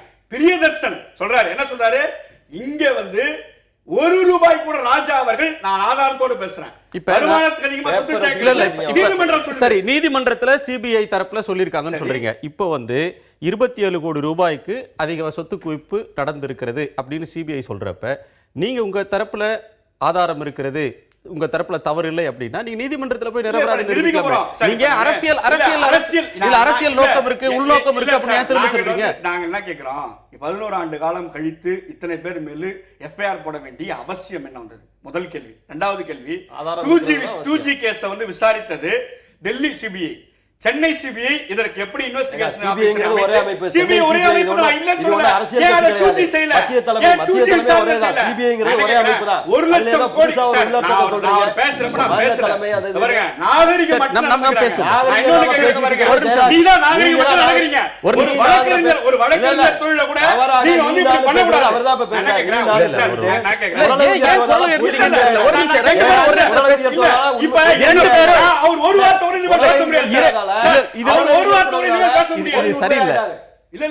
நிதானமா இருக்கு, கொஞ்சம் நிதானமா இருக்கு. அவர் இப்ப நான் ஒரு டைம்ல ஏதாவது பேசணும், கொஞ்சம் நிதானமா இருக்கு. ஏன் குரல் உயர்த்துறீங்க? ஏன் பேசுறவரு ஒரு நிமிஷம் நீங்க ஒரு கருத்து சொல்றப்ப மறுக்கிறதுக்கு உரிமை இருக்கு. நான் பேசி முடிச்ச பிறகு பேச சொல்லுங்க. நீங்க பேசி முடிக்கிறதுக்கு வரையிலும் நீங்க எவ்வளவு நேரம் வேணாலும் பேசுவீங்க. அது வரலையும் அவர் காத்திருக்கணும்னு சொல்ல முடியாது. இல்ல அப்படி கிடையாது. நான் ஒரு பேசுறப்ப ஒரு பலமான குற்றச்சாட்டு வச்சேன். நிதானம் நான் எதுவுமே சொல்லல. நிதானம் இழக்காதீங்க. இல்ல நான் நிதானம் நீங்க வக்கீல், நீங்க ஒரு வழக்கறிஞர். நான் என்ன கேக்குறேன், நான் ஆதாரத்தோட பேசுறேன். 19 வந்து வாயில வந்ததெல்லாம் பேசினா எப்படி சார் எடுக்க முடியும்? நான் சொன்ன ஆதாரத்தை காட்டுற ஆதாரத்தை ஒரு ஆதாரத்தை காட்ட சொல்லுங்க. சிபிஐயும் சில ஆதாரங்களை கொடுத்திருக்கு, பட்டியல் 20 இடத்துல சார் 20 இடத்துல ரைடு பண்ணிருக்காங்க சார். புதன்கிழமை அன்னைக்கு ரைடு பண்றாங்க. அன்னைக்கு சாயந்தரமே 27 கோடி மென்ஷன் பண்றாங்க. எப்படி பண்றாங்க? 20 இடத்துல 20 வெவ்வேறு இடம், வெவ்வேறு ஊரு. எல்லா இடத்துலயும் ஒண்ணு வந்த எல்லா டாக்குமெண்ட்ஸையும் வச்சு அதுக்கு டிஃபரன்ஸ் சொல்றத மேட் அவுட் பண்ணாங்களா? எப்படி மேட் அவுட் பண்ணாங்க? டிஸ்சார்ஜ் பண்ணிட்டு டிஸ்சார்ஜ் பண்ணிட்டு நீதிமன்றத்திற்கு வருகின்ற பொழுது எப்படி 2G கேஸ் ஒண்ணுமே இல்லாமல் பண்ணதோ, ஒண்ணுமே இல்லாமல் போனதோ, 1 லட்சம் கோடி சொன்னாங்களே, 1 ரூபாய் இன்னைக்கு அவங்களால காட்ட முடியல. இல்ல தமிழ்நாட்டில் டிவிஎஸ்சி பல துறைகள்ல பல அமைச்சர்கள் மேல, அதிமுக அமைச்சர்கள் மேல வழக்கு தொடர்ந்த நேரத்திலும் அல்லது அதிமுக ஆட்சி காலத்துல திமுக தலைவர்கள் மேல அவருடைய உறவினர்கள் வீடுகள் ரெய்ட் நடத்தின காலத்துல சொல்லி ஒண்ணுமே நான் ஒரு ரெய்ட் பூதாகரமாக்கி இதே ஜெயலலிதா மேல பேசுறாங்க. சிபிஐ நீதிமன்றம் ஜெயலலிதா மேல 1 லட்சம் கோடி பண்றதுக்கு பதில் சொல்லும். சிபிஐ நீதிமன்றம் ஓபிஎஸ் சொல்லுவாங்க. நீங்க அவசரப்படாதீங்க. ஒண்ணுமே காட்ட முடியல. இந்த நிமிஷம் வரைக்கும் தீர்ப்பு வரல. இன்னும் இல்ல சார், தீர்ப்பு வரல. தீர்ப்பு வருவதற்கு நெருங்கிடுச்சு. அவர்தான் சொன்னாரு. தீர்ப்பு வரல. கேக்குறேன், தீர்ப்பை நெருங்கின ஒரு கேஸ்ல ஏன் இன்னைய வரைக்கும் டாக்குமெண்ட் ப்ரொடியூஸ் பண்ண முடியல? சரி பேசலாம். அதாவது நான் என்ன சொல்ல வந்தேன்றதை நீங்க கேட்கிற நிலையில இல்ல. டிவிஎஸ்சி தமிழ்நாட்டில் அதிமுக ஆட்சி காலத்திலும் திமுக ஆட்சி காலத்திலும் ஒரு குறிப்பிட்ட அமைச்சருடைய உறவினர்கள் அப்படின்னு சொல்லி ஒரு 20 இடங்கள்ல ரெய்டு பண்ணாங்கன்னா அப்போதும் மாலையில ஒரு செய்தி குறிப்பை கொடுக்கறது வழக்கம், ஆவணங்களை கைப்பற்றணும், இவ்வளவு கோடிக்கு இருந்ததுன்னு சொல்றது நம்ம வழக்கமா தான் பாக்குறோம். அதனால கொடுத்தாங்க 27 கோடி வந்து இருந்தாங்க. எங்கன்னு சொல்லல. இப்ப நாங்க ஜெயலலிதா வீட்ல ரைடு பண்ணாப்ப மொத்த டாக்குமெண்ட் காமிச்சாங்க, மொத்த நகையை விரிவா சொல்லிருக்காங்க. எந்தெந்த இடத்துல என்ன கேக்குறேன், இல்ல சார் நான் என்ன கேக்குறேன், இல்ல எந்தெந்த இடத்துல பங்களா இங்க இருக்கு, பையனூர் பங்களா இங்க இருக்கு, கோயஸ் கொடநாடு பங்களா இங்க இருக்கு, இங்க இருக்கு, தமிழ்நாட்டுல இருக்கு எல்லாமே. பாடலூர்ல 79 அத மாதிரி நீங்க காட்டுங்கன்றீங்க. பாடலூர்ல பாடலூர்ல சும்மா சொல்லிட்டே முடியாது. எல்லாமே டாக்குமெண்ட் இருக்கு. சாதிக் பாச்சாவோட டாக்குமெண்ட் எடுத்துக்கிறாங்க. ஜெயராஜ் குரலை உயர்த்தி பேசுறதால வந்து பொய்யை உண்மையாக்கி விட முடியாது. இல்ல இதுல வந்து சிபிஐ வந்து 27 கோடின்னு சொல்லி சொன்னால் அதுக்கான குற்றப்பத்திரிகை எஃப்ஐஆர் போட்டதோட அது வழக்கு நின்றாது. அதுக்கான குற்றப்பத்திரிகை தாக்கல் செய்யணும். அப்ப அதுக்கான ஆவணங்களை அவங்க தாக்கல் செய்யணும். அதேதான் இந்த கேஸ்லயும் வரும். 2G வழக்கு முடிஞ்சிட்டு தான் ஒரு மனநிலையில் நீங்க பேசுறீங்க. திரு ராமலிங்கம் சொல்லுங்க. மழையடித்து ஓஞ்ச மாதிரி நினைக்கிறீங்கன்னு நினைக்கிறேன். இதுல 2 விஷயங்களை பார்க்க வேண்டியிருக்கு. ஒன்று அரசியல் பார்வை, இன்னொன்று சட்ட பார்வை. நீங்க 2ஐயும் பார்வையாளராகவும் இதுவா இருக்கிறதுனால நான் கேட்கிறேன். ஒரு மூத்த வழக்கறிஞர் முறையிலும் ராஜா வந்து டெக்னிக்கலா சில பாயிண்ட்ஸ் எழுப்புறார். என்கிட்ட எந்த ஆதாரமும் இல்லை, சிபிஐயுடைய நடவடிக்கைகளில் இன்கன்சிஸ்டன்சி இருக்குது. அந்த கோர்ட்டில், டெல்லி கோர்ட்டில் வந்து இதனுடைய இன்வெஸ்டிகேட்டிங் ஆஃபீஸர் என்கிட்ட டிஸ்ப்ரப்போர்ஷனேட்டாக வருமானத்துக்கு அதிகமான சொத்து எதையும் என்னிடம் கைப்பற்றவில்லை அப்படின்னு வாக்குமூலம் கொடுத்துருக்காங்க. ஆனால் இங்கே இருக்கக்கூடியவங்க முரண்பட்டு பேசுகிறாங்க, முரண்பட்டு கொடுக்குறாங்க. இது வந்து சட்டத்தின் முன்னால் நிற்காது அப்படின்னு ஒரு சட்ட பார்வையை அவர் முன்வைக்கிறார். திமுக தலைவர் கருணாநிதி வந்து விசாரணையெல்லாம் முடிஞ்ச நேரத்தில், பொது தேர்தல் வர இருக்கக்கூடிய ஒரு நேரத்தில் இப்படிலாம் செய்திகள், சோதனை நடக்குது, இதை கைப்பற்றினார்கள் அப்படின்னு செய்திகளை வரவழைக்க செய்திருப்பது என்பது அரசியல் காரணங்களுக்காக நினைக்க தோன்றுதுன்றார். இந்த 2 குற்றச்சாட்டையும் நீங்கள் எப்படி பார்க்குறீங்க? அதாவது திரு ராஜா சொல்கிறது, புலன் விசாரணை அதிகாரி தன்னுடைய குறுக்கு விசாரணையில் வருமானத்துக்கு அதிகமாக சொத்து சேர்த்ததாக, என்னுடைய விசாரணையில் வருமானத்துக்கு அதிகமாக சொத்து சேர்த்ததாக நான் கண்டுபிடிக்கவில்லை, தெரியவில்லைன்னு சொல்லிட்டு சொல்லி இருந்தால் அது ஒரு வேலிட் பாயிண்ட் ஃபார் ராஜா. அது எந்த இன்வெஸ்டிகேட்டிங் அவர் என்ன சொல்றாருன்னா, ஓபி சைனி நீதிமன்றத்தில் அதனுடைய chief investigating officer Vivek Priyadarshan அவங்களுடைய டிபோசிஷன்ல சொன்னதாக அவர் மேற்கோள் காட்டுறார். இப்போ இவர் தோழர் ஒரு இதுவை காட்டுறாரு, அதை நான் படிச்சு அதில் இல்லை. அது உண்மையாக இருக்கும் பட்சத்தில் கேள்வியை சரியா புரிஞ்சுக்கிடணும். ராஜா மேல டிஸ்ப்ரப்போர்ஷனேட்டா அசட்டு சேர்த்திருக்காருன்னு வழக்கு போட்டிருக்கீங்களா அப்படின்னு கேள்வி கேட்டிருந்தா இல்லை அப்படின்னு சொன்னால் இவருடைய வாதம் அடிபட்டு போயிடுது. What is the charge against him? தான் கேள்வி. Charge against him, he entered into criminal conspiracy, அதை பண்ண நான் என்னுடைய புலன் விசாரணையில் அந்த அம்மா சொல்லி இன்வெஸ்டிகேட்டிங் ஆஃபீஸில் என்னுடைய புலன் விசாரணையில் நான் பார்த்த வரையிலும் வருமானத்துக்கு அதிகமாக சொத்து சேர்த்ததாக தெரியவில்லைன்னு சொல்லி இருந்தால் அந்த வருமானத்துக்கு அதிகமாக சொத்து சேர்த்தாரா இல்லையான்றது இஷ்யூவாக இருந்து விசாரணையுடைய மூலக்கருவே வருமானத்துக்கு அதிகமாக சொத்து சேர்த்தாரா இல்லையான்றது மூலக்கருவாக இருந்து அதை வச்சு புலன் விசாரணை பண்ணியிருந்தால் அது ராஜாவுக்கு வேலிட் பாயிண்ட். என்ன அப்படின்னு சொன்னால், இதே சுப்ரீம் கோர்ட்டும் சொல்லியிருக்கு, ஹை கோர்ட்டும் சொல்லியிருக்கு, the opinion formed by the investigating agency is final as far as that agency is concerned. ஒரு புலன் விசாரணை அதிகாரி நான் பார்த்துட்டு என்னுடைய புலன் விசாரணையில் இல்லை, எதுவும் குற்றம் நடக்கலை அப்படின்னு சொல்லி தெரிஞ்சாங்கன்னா ரெஃபர் பண்ணிட்டு போயிடுவாங்க. இல்லை, உங்களுக்கான அளவுக்கான எனக்கு எனக்கான ஒரு எளிமையான ஒரு புரிதலுக்கு ஒரு இது சொல்லுங்களேன். சொல்லுங்க சார். அதாவது உச்சநீதிமன்றத்தில் நேரடி மேற்பார்வையில் மணி சொன்னது மாதிரி 2G வழக்கின் விசாரணை நடக்கிறது. அதில் வழக்கு கிரிமினல் வழக்கு. சில நிறுவனங்களுக்கு சலுகை காட்டினார்கள், அரசு பதவியை தவறாக பயன்படுத்தினாங்க, இதனால் சில ஆதாயம் நடந்திருக்கிறதுன்னு. அந்த வழக்கில் இந்த 27 கோடி பறிமுதல் செய்யப்பட்டது அல்லது ஆவணங்கள் கைப்பற்றப்பட்டன அப்படின்ற ஒன்றை அந்த வழக்கிலும் சொல்லியிருக்க வேண்டுமா வேண்டாமா? சொல்ல தேவையில்லை, சொல்லக்கூடாது. அந்த கேஸில் இஷ்யூவே அவர் அமைச்சராக இருக்கும்போது 2G ஸ்கேமில் முறை தவறி நடந்தாங்களா, முறை தவறி பண்ணாங்களான்றது தான் இஷ்யூ. இவர் சொத்து சேர்த்தாருன்றது இஷ்யூ கிடையாது. ஹி கமிட் வெதர் அவர் பெக்யூனரி அட்வான்டேஜ் உங்களுக்கு இருந்ததா அது சொல்ல வேண்டிய அவசியம் இல்லை. பெக்யூனரி அட்வான்டேஜ் இருந்தா அரசுக்கு நட்டம் வந்தது, இவருக்கு லாபம் வந்ததா இல்லை, அரசுக்கு நட்டம். ஒருத்தருக்கு லாபம், இன்னொருத்தருக்கு நட்டம் வந்திருக்கலாம். அரசு என்ன சொல்லுது, இதனால அரசுக்கு நட்டம் தான் சொல்றாங்க. ஆனா லாபத்துக்கான ஆவணங்கள் எதுவும் காட்ட வேண்டியது இல்லையா? தேவையில்லைங்க. அதாவது திஸ் இஸ் திஸ் ஒன்று, யாருக்காவது லாபம் வந்திருக்கணும், யாருக்காவது இல்லீகல் நட்டம் வந்திருக்கணும். இது அரசுக்கு நட்டம் வந்ததுன்றது அவங்களுடைய வழக்கு. ரெண்டாவது இவங்க ஒன்றுமே எல்லாம் பரிசுத்த ஆத்மாக்கள் கிடையாது. இப்போ சொல்கிற மாதிரி ராஜாவாகட்டும் அவங்களோட ராடியா டேப்பை போட்டாங்க. அதில் கருணாநிதியினுடைய துணைவியார் ராஜாத்தி அம்மா டாடா சன்ஸ் பிரைவேட் லிமிடெடுடைய எக்ஸிக்யூட்டிவ் டைரக்டர் கிட்ட கிருஷ்ணமூர்த்தி பத்மநாபன் கிட்ட சொன்னீங்களா, வாட் ஹேப்பன் அட்வான்ஸ் நாட் பெய்டுன்றாங்க. அதுக்கப்புறம் பார்த்தா வோல்டாஸ் லேண்ட் சுப்பிரமணியன்ற பேர் எழுதியிருக்காங்க. There is something. அதாவது சார் எப்படி உச்சநீதிமன்றமே ஏத்துக்காத ஒரு விஷயத்தை அவர் எப்படி பதிவு பண்றார் பொதுவெளியில எனக்கு கைண்ட்லி அலோ மீ டு அது அவங்களோட வாய்ஸ் எப்படி நிரூபிக்கப்பட்டதா sir? Kindly allow me to அவங்களோட வாய்ஸ் இல்ல சார் ப்ளீஸ், அது தவறு சார். நீங்க பொதுவெளியில இவ்வளவு பெரிய பகிரங்கமா ஒரு குற்றச்சாட்டை சொல்றீங்க, நான் எப்படி மறுக்காம இருக்க முடியும்? அது அவங்களோட வாய்ஸே இல்ல. பேசி முடிச்சிட்ட பிறகு மறுங்க. இல்ல, அது அவங்க வாய்ஸ் நிரூபிக்கப்பட்டதா?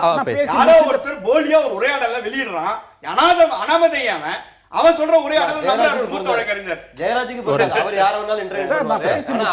நான் கேட்டது, அரசியல் காரணங்களுக்காக தேர்தல் வர்ற நேரத்துல ஒன்னு சட்ட பார்வை, இன்னொன்னு தேர்தல் வர்ற நேரத்துல திமுக கெட்ட பேர் வர்றதுக்காக இப்படி செய்யறாங்க அப்படின்னு நினைக்க தோன்றுகிறதுன்னு கருணாநிதி நினைக்க தோன்றுகிறதுன்னு இல்லை, அதுதான் காரணம். அதுல ஒன்றும் சந்தேகமே கிடையாது. இப்போ நீங்கள் கேட்டீங்களே திமுக இவங்களுக்கு எதிரியா, திமுக முன்னாடி கூட்டணியில் இருந்தாங்க இல்லையா அப்படின்னு சொல்லிட்டு கேட்டிங்களா. ஒரு விஷயத்தை பார்க்கணும். இப்போ திமுகவுக்கு பார்லிமெண்ட்டில் ரெப்ரசன்டேஷன் இல்லை, லோக்சபாவில் ரெப்ரசன்டேஷன் கிடையாது. மூணாவது ரொம்ப பெரிய கட்சி அதிமுக தான், ஜெயலலிதா கண்ட்ரோல். 200 எம்பிக்கும் கீழே வந்திருந்தா சுஷ்மா ஸ்வராஜ் தான் பிரைம் மினிஸ்டர் ஆகிருப்பாங்க, மோடி கிடையாது. அது நம்ம பார்க்கணும். இப்போது பார்லிமெண்ட்டை நடத்த விடாமல் பார்லிமெண்ட்டே முடங்கி போச்சு. மழைக்கால கூட்டத்தொடர் ஒன்றுமே வாஷ் அவுட் ஆகி போச்சு. ஜனநாயகத்தின் காவலர்கள்னு சொன்ன காங்கிரஸ் தான் அதை காலி பண்ணாங்க. மோடிக்கு சப்போர்ட்டாக யாருமே குரல் கொடுக்கல. இமீடியட்டாக எலெக்ஷன் வரப்போகுது. மோடிக்கு ஒரு வலுவான எதிர்கட்சியினுடைய தயவு தேவை. அவருக்கு ரொம்ப ரொம்ப அவசியமான ஒரு வலுவான கட்சியினுடைய ஆதரவு தேவை. அந்த ஆதரவு யாருக்கிட்ட இருக்குன்னா அவர் ஜெயலலிதா கிட்ட இருந்து தான் எதிர்பார்க்க முடியும். ஜெயலலிதாவுக்கும் மோடியினுடைய ஆதரவு தேவை. நீங்கள் சிபிஐ மத்திய புலனாய்வுத்துறை இருக்கு இல்லையா, அது ஒன்றும் அது மைய அரசனுடைய ஏவலாளி தான். அவரும் வேலைக்கார அமைப்பு தான். அது ஒன்றும் தன்னாட்சி இருக்குதுன்றாங்க ஒழிய இதுவரையில் இல்லை. அது பிரதமருடைய நேரடி பார்வையில் இருக்க. Director is directly reporting to the prime minister. மோடிக்கு இப்போது ஒரு ஆதரவு, வெளியிலிருந்து ஒரு ஆதரவு வேணும், அது எதிர்கட்சியினுடைய ஆதரவு வேணும்னா அவரால் யார்கிட்ட போயிட்டு ஒரு ஆதரவை திரட்ட முடியும்னா ஜெயலலிதா கிட்ட தான் போய் திரட்ட முடியும். அதுக்காக புரோட்டோகால் மீறி, அதாவது மரபு மீறியெல்லாம் கூட போயிட்டு அவர் கும்பிடு கூட்டு பாடி போயிட்டு அவர் போய்கிட்டு இருக்காரு. உதாரணமாக ஒரு பிரைம் மினிஸ்டர் வராங்க அப்படின்னு சொன்னால், பிரைம் மினிஸ்டர் இதுவரையிலும் நடந்த முன்னே ப்ரெசிடென்ட்ஸ் என்னன்னா, ராஜபவனில் போயிட்டு தான் கவர்னர் மாளிகையில் தான் போயிட்டு முதலமைச்சர் பார்த்து பேசுவாங்க.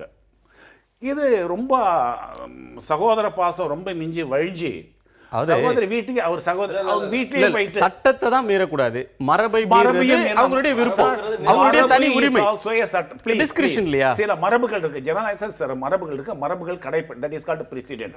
இப்பயே இத பார்லிமெண்ட்ல கட்டாயம் கடைபிடித்தாக வேண்டும் இல்ல. இதை பண்ணியிருக்கார். இன்னொன்று, அந்த அம்மாவுக்கு எதை பண்ணால் அந்த அம்மா சந்தோஷப்படுவாங்களோ அதெல்லாம் பண்ணுறதுல மோடி ரொம்ப தயாராக இருக்கார். அந்த அம்மாவுக்கு எதிரி கட்சியே திமுக தான். திமுகவை லிக்விடேட் பண்ணி பலகீனப்படுத்தினா அந்த அம்மா ரொம்ப சந்தோஷப்படுவாங்க. அந்த அம்மாவை இப்போ வர்ற எலெக்ஷனில் திமுக ஒன்றும் அதிகமான ஏதோ ஜெயிக்கும்னு சொல்லிட்டு தோணலை. ஏன்னா வாஷ் அவுட் பண்ணிக்கிட்டு இருக்காங்க. இனி பார்லிமெண்ட் எலெக்ஷன் நடக்கிறதுக்கு இன்னும் 4 வருஷம் இருக்குது. ஸோ இம்மீடியட்டாக உடனடியாக ஜெயலலிதாவுடைய ஆதரவு வேணுன்றதுக்காக இவங்க இதை இப்படி பண்ணியிருக்காங்க. இதுக்கு என்ன சொல்றீங்க? அதான் எனக்கு தோணுது. அதிமுகவை திருப்திப்படுத்துறதுக்கு சிபிஐயை தவறாக மோடி அரசு பயன்படுத்துதுன்ற பார்வையை திரு ராமலிங்கம் முன்வைக்கிறார். பயன்படுத்திருக்கலாம். 27 கோடிக்கான சொத்து மதிப்பை யார் கொடுக்குறது? ஆராசாவனுடைய பிரதர் கலியபெருமாள் வீட்லயும் இவங்க சாதிக் பாட்சா அது வீட்லயும் வந்து இந்த டாக்குமெண்ட் எல்லாம் யார் வைக்கிறது? சட்ட- இல்ல சும்மா செஞ்சு அதாவது இதுக்கு இந்த இல்ல, இல்ல, நேரடியா நீங்க வாங்க. சொல்ற நீங்க சொல்லிட்டீங்க. நீங்க சொல்ற அவனுக்கு- வாதத்துக்கு நான் சொல்றேன். ஒரு 50,000 ரூபாய்க்கு தான் அங்க சொத்து மதிப்புக்கான டாக்குமெண்ட் இருக்குன்னு சொன்னா 27 கோடி ரூபாய்க்கான சொத்து மதிப்பு டாக்குமெண்ட் யார் நீங்க உருவாக்குவது? எங்கே போறீங்க? யார் உருவாக்குவது? எனக்கு கேள்வி விட்டு இல்ல அப்படி அதை நம்ம உருவாக்கி இருக்க முடியுமா? மோடி உருவாக்கி இருக்க முடியுமா? அதுதான் நான் கேட்கிறேன். அந்த சொத்துக்கான டாக்குமெண்ட் அங்க இருந்ததுனால தான் வழக்கு பதிவு அது செய்யப்பட்டிருக்கு. போடுற எல்லா வழக்குகளிலும் அது நிக்கிதா நிக்கலங்கிறது ட்ரையல் பேசிஸ். அது வேற விடுங்க. அது வேற. இன்னைக்கு பிரிமா பேசி இருக்கிறதுனால எஃப்ஐஆர் போடுறாங்க. 500 ரூபாய்க்கு அங்க சொத்து மதிப்பு இருந்துச்சுன்னு வச்சுங்களேன், எப்படி அவங்க வந்து 27 கோடிக்கு போட முடியும்? அப்ப அதையும் நாங்க உருவாக்கணும்னு சொல்றீங்களா? அதிமுக இல்ல அதையும் மோடி உருவாக்குனாருன்னு சொல்றீங்களா? கலியபெருமாளுடைய சொத்தை மோடி உருவாக்குனாருன்னு சொல்றீங்களா? சாதிக் பாட்சா வீட்டுல 400 டாக்குமெண்ட் வந்து மோடி கொண்டு போய் வச்சாரு. திரு ராமலிங்கம். சாரி, அது இடைமறுத்தல் மன்னிக்கணும். தயாநிதி மேலே ஒரு வழக்கு போடுறாங்க. அவர் அமைச்சராக இருக்கும்போது நிறைய கனெக்ஷன், டெலிஃபோன் கனெக்ஷன் வீட்டில் வச்சுட்டாங்க. அதனால நிறைய ஸ்டேட்டுக்கு லாஸ்ன்னு அவர் முன்ஜாமீன் வாங்குறாரு. முன்ஜாமீனை வழங்கிட்ட ஜாமீனை கேன்சல் பண்ணுறது அதீதமான எக்ஸ்ட்ராடினரி கேசஸில் தான் அதை கேன்சல் பண்ணுவாங்க. சிபிஐ இது ஏதோ இவருக்கு கொடுத்த ஜாமீனை கேன்சல் ஜெயிலில் போடணுன்ற ஒரே நோக்கத்துக்காக, யாரை திருப்திப்படுத்துவோ அதே நோக்கத்துக்காக கஜகர்ணம் கோகர்ணம் போட்டு அவ்வளோ பெரிய வாதத்தை ரெக்கார்டெல்லாம் வச்சுட்டு ஹைகோர்ட்டில் மூவ் பண்ணுறாங்க. ஹைகோர்ட்டும் பெயில அதை கேன்சல் பண்ணிட்டு சரண்டர்னு சொல்லுது. சுப்ரீம் கோர்ட்டில் போகிறாங்க. சுப்ரீம் கோர்ட்டில் பெர்டினெண்ட்டாக ஒரு ஜட்ஜி சுப்ரீம் கோர்ட் பெஞ்சு கேட்டுது, யூபியில் 2000 கோடி ரூபாய் ஊழல் நடந்திருக்குது, 20 பேர் மேலே எஃப்ஐஆர் இருக்கு, இதுவரையில யாரையும் கைது பண்ணல, ஒரு நடவடிக்கை எடுக்கல, 2000 கோடி. இந்த வழக்கில் தயாநிதி மாறன் வழக்கில் நான் அரசுக்கு நட்டம் ஏற்பட்டால் நான் அந்த பணத்தை செலுத்துறேன்னு சொல்றாரு. 136 கோடி ரூபாய் அரசியல் சார் ப்ளீஸ் பேசுங்க. அரசியல் வின்சென்ட், அதாவது அரசியல் நோக்கத்துக்காக பழி வாங்குற வேலை கோர்ட்டில் வச்சுக்க கூடாதுன்னு சொல்லிட்டு புத்திமதி சொல்லி அனுப்பிச்சது, அதோட நிறுத்தத்துக்கு. அதே மாதிரி இந்த கேஸில் கூட 20 கோடின்றாங்க. நிறைய நடந்த 20,000 கோடி எங்க, 2,000 கோடி எங்க, இஸ் எ பீனட். அதாவது 2,000 கோடி 20,000 கோடி என்னங்களாம் ரூபாயினுடைய மதிப்பு. இப்போ சென்னையில் ஒரு கிரவுண்டு எடுத்தா, அண்ணா நகரில் போனீங்கன்னா ஒரு கிரவுண்டு 10 கோடி ரூபாய் போச்சு. போயஸ் கார்டனில் போனால் கிரவுண்டு 20 கோடி ரூபாய் போச்சு. அவர் என்ன சொல்கிறாங்க, எலெக்ஷனில் இதுவில் அஃபிடவிட்டை தாக்கல் பண்ணும்போது சொத்து மதிப்பு இவ்வளோதான் சொன்னார், இப்போ அதிகம் இருக்குன்னு. சொத்தினுடைய வேல்யூ பண்ணுறது அவர் தன்னுடைய சொத்தினுடைய வேல்யூ இவ்வளோன்னு சொல்லியிருக்கலாம். இப்போ நான் என்னுடைய சொத்து நானும் 10 லட்சம்னு சொல்கிறேன், இவர் என்னுடைய சொத்து மதிப்பை 20 லட்சம் வேல்யூ பண்ணலாம், சிபிஐயே 20 கோடின்னு சொல்லலாம். இது ஒரு காரணம் கிடையாது. அதாவது நிச்சயமாக இந்த வழக்கை பொறுத்தவரையிலும் சிபிஐ உள்நோக்கத்தோட ஜெயலலிதா அம்மாவை சாட்டிஸ்ஃபை பண்ணுறதுக்காக மோடி ஏவி செய்ய நடக்கிற வேலை இது. பாரதி, திரு ராமலிங்கம் அவர்கள் முன்வைத்த சில குற்றச்சாட்டுகள். ஒன்று, அதிமுகவோட தயவை நம்பி அந்த தயவு பாஜகவுக்கு தேவைப்படுது, பரஸ்பர நலன்கள் இருக்கு, எனவே இது அரசியல் நோக்கத்துக்காக இந்த கைது முயற்சி வழக்கு இதெல்லாம் நடக்குதுன்னு சொல்றாங்க. அதுக்கு உங்க பதில்? அரசியலுக்காக அதை தான் நான் சொல்ல வரேன். அரசியலுக்காக எதை செஞ்சாலும் சொத்து மதிப்புக்கான டாக்குமெண்ட் வந்து நம்ம கொண்டு போய் வைக்க முடியாதுங்கிற முதல் கருத்தை நான் பதிவு வச்சுறேன். அடுத்து நண்பர் அவர்கள் வந்து தயாநிதி மாறனுடைய வழக்கை பற்றி சொன்னாங்க. அதாவது அவர் வந்து மத்திய தொலைத்தொடர்புத்துறை அமைச்சராக இருந்தபோது 323 அதிவேக இணைப்புகள், ஆப்டிக் ஃபைபர் விஷன்ஸ், OFC கேபிள்ஸ்னு சொல்லுவான், ஒரு இதில் வந்து 1 லட்சம் இணைப்புகளை கொடுக்க முடியும். அவர் வந்து ஒரு இணைப்பு அப்படிங்கிற மாதிரிலாம் 323 இதுலேயே வந்து ஒவ்வொரு இணைப்புலையுமே வந்து 1 லட்சம் இணைப்புகளை கொடுக்க முடியும். அதன் மூலமாக அவர்கள் வைத்திருந்த தனியார் தொலைக்காட்சி நிறுவனத்திற்கு, சன் தொலைக்காட்சி நிறுவனத்திற்கு அந்த வீடியோஸை எல்லாம் அப்லோட் பண்ணி அதன் மூலமாக வருவாய் இழப்பு ஏற்படுத்தினார்னு சொல்லி வேற யாரும் சொல்லலாம். அந்த இதனுடைய பிஎஸ்என்எல் இணைப்பில் இதில் வேலை செய்து கொண்டிருக்கக்கூடிய மதிவாணன் என்பவர் தான் முதலாக அந்த வழக்கை வந்து முதலாக வெளியில் கொண்டு வந்தவர் மதிவாணன். அடுத்து அதற்கு பிறகுதான் குருமூர்த்தி அவர்கள். இது வந்து தினமணியில் அப்பயே எழுதப்பட்டது.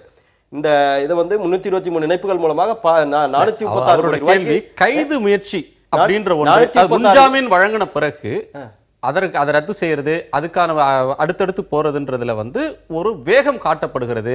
அதுல அரசியல் இருக்கு அப்படின்ற பார்வை ராமலிங்கம் வைக்கிறார். சாதாரண விஷயம் கிடையாது. மத்திய தொலைத்தொடர்புத்துறை அமைச்சராக இருந்தவர் அந்த தொலைத்தொடர்புத்துறையினுடைய இதிலே இருக்கிற சன் டிவியை வந்து அவர் இது பண்ணி அதை ப்ரொஜெக்ட் பண்றதுக்கு தன்னுடைய சொந்த நிறுவனத்தை வளர்ப்பதற்காக, தன்னுடைய அண்ணனுடைய நிறுவனத்தை வளர்ப்பதற்காக அதை பண்றதுங்கிறது வந்து துரோகம், பிட்ரேன்னு சொல்லுவாங்களே, துரோகம். அது வந்து அந்த ரகசிய காப்பு பிரமாணத்தை மீறின விஷயம். அதன் மூலமாக 436 கோடி இழப்பை ஏற்படுத்துறாரு. இதுல வந்து கைது செய்யாமல் வைத்திருந்ததே இந்திய நீதித்துறைக்கு ஒரு களங்கம். அவர்களுடைய பவர் வேலை செய்யுதுன்னு தான் அர்த்தம். இது வந்து ஒவ்வொரு இடத்துலயுமே அவருடைய உதவியாளராக இருக்கிற கௌதமனை கைது செய்யறாங்க. நான் சொல்றேன், அந்த கேபிள் போடுற இணைப்பு போட்ட எலக்ட்ரீஷியனை கைது செய்யறாங்க. ஆனா மேல்மட்டத்தில் இருக்கக்கூடிய தயாநிதி மாறனும் கலாநிதி மாறனும் இன்று வரை கைது செய்யப்படாதது இந்திய அரசியலில் வந்து பெரிய ஜுடிஷியல் மசாக்கர் தான் நடந்திருக்குன்னு எடுத்துக்கணும். வேற வழியே கிடையாது. ஏன்னா அதை கேபிள் கொடுத்தா எலக்ட்ரிஷியன் நீங்க கைது செய்வீங்க, இவருக்கு உதவியாளராக அந்த கௌதமனை கைது செய்வீங்க. ஆனா அதற்கு காரணகர்த்தாவா இருக்கக்கூடிய பெரிய நபரை, அவர் பதவியில் இருந்தவர், கோடிக்கணக்கான ரூபாய்களை வைத்திருப்பவர் இதுல உயர்நீதிமன்றத்தில் சிபிஐ முன்ஜாமீன் கொடுத்ததை ரத்து பண்ணணும் அப்படின்னு சொல்லிட்டு ஒரு மனு தாக்கல் பண்ணிட்டு ரொம்ப தீவிரமாக பேட்டரி ஆஃப் லாயர்ஸ் ஒத்து வாதாடினாங்க. அதில் சொல்லப்பட்ட முக்கியமான வாதம், அவர் புலனாய்வு ஒத்துழைக்கலை அப்படின்னு சொல்லிட்டு சொல்கிறாங்க. ஹி இஸ் நாட் கோஆப்ரேட்டிங் அப்படின்றாரு. அது நான் நினைக்கிறேன் அதுக்கு இந்த சென்னை உயர்நீதிமன்றம் வழங்கின தீர்ப்புக்கு எனக்கு உடன்பாடு இல்லை. அது அந்த தீர்ப்பு விமர்சனத்துக்குரியது. கிரிமினல் லாவிலேயே ஒரு accused has got 100% right to keep mum. நீங்கள் என்ன புலனாய்வு அதிகாரி, நீங்கள் ஒரு கேள்வி கேட்குறீங்க என்ன அப்படின்னா, நான் சொல்கிற பதில் எனக்கு பாதகமாக என்ன அதுக்கு எதிராக பயன்படும் அப்படின்னு தெரிஞ்சதுன்னா இந்த மாற்றுக்கிறத சொல்கிறேன். ப்ராசிக்யூஷன்ல இல்ல சார் ப்ளீஸ் அலமிட்டா ஏன் உங்க வயதுக்கு இவ்வளவு முதிர்ச்சியா நடந்துக்கிறீங்க எனக்கு தெரியல. ஒரு நிமிஷம் பாரதி, நீங்க இல்ல அதுல உணர்ச்சி வசப்படுறதுக்கு என்ன இருக்கு? உணர்ச்சி வசப்படுறது, don't interfere, you are lawyer, we should know. சொல்லுங்க.